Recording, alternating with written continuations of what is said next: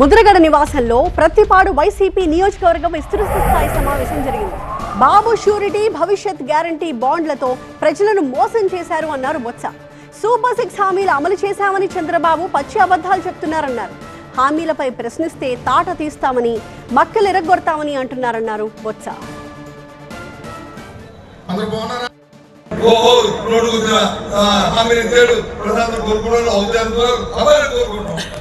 చేయాలని అడుగుతున్నాను. డిమాండ్ ఏదైతే ఎన్నికల్లో మాటించామో సూపర్ 6 సూపర్ 7 అవి చేయి. ఎందుకు చేయము?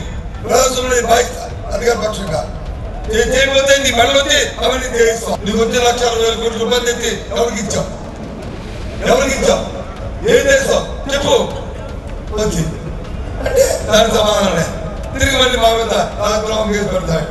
రాజద్రోహం కేసు ఏం చెప్తాం?